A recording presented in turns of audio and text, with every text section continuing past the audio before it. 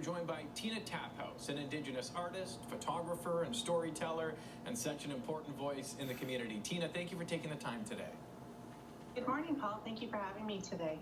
First of all, I just want to acknowledge that I'm coming to you from the traditional and ceded and ancestral territory of the Kwantlen and Katzie First Nation. Yes, and I think that that's such an important part of what you and I were talking about. I mean, what does National Indigenous Peoples Day mean for you, Tina? This is such a beautiful day for Indigenous people.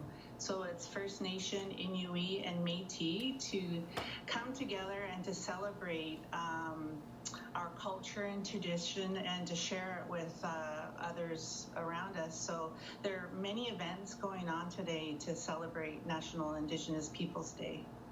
Yeah, I'd like to talk about some of those events because I know some of them are in person, some of them are online. What events jumped out to you, Tina?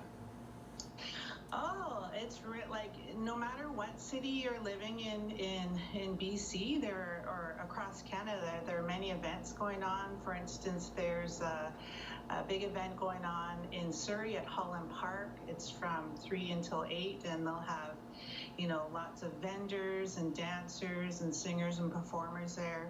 And it's actually all over the Lower Mainland. There's many different events going on, like in West Vancouver at Ambleside Park, in Burnaby at the Edmund Center. So yeah, lots going on today. But you can also participate by going online as well. I know there will be a live stream from Carnegie Hall in the downtown east side starting at noon.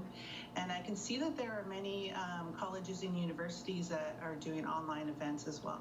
Yes, there's a number of showing, and really people just can go on Google and search National Indigenous Peoples Day in your area, and you're going to find something. And I think that's so powerful because in supporting Indigenous businesses and culture, that's such an important part of the day, and artists as well. It truly is an incredible community, isn't it, Tina? It really is. I mean, today is a day for our community to come together and to celebrate, our beautiful culture and traditions. At these events, you can see, dancers and vendors, but you can also hear stories from elders, and that's something that we like to share with everybody. So, but yeah, it's definitely a day to celebrate. We've been in this pandemic for the last couple of years. We haven't seen each other, so it's going to be so great to see everybody today. I can't wait. I'm looking forward to taking part in a number of events myself. You and I, Tina, we've spoke about reconciliation over the last few years, and as a country, we're slowly getting there. I know truly listening and learning in a meaningful way, that's still to be desired in a lot of places, and we've got a ways to go. But how is Canada doing, in your eyes, when it comes to reconciliation, and where do we still need to go? Yeah, I mean, since 215 last year, so that was in May of 2021, 215 meaning, in Kamloops,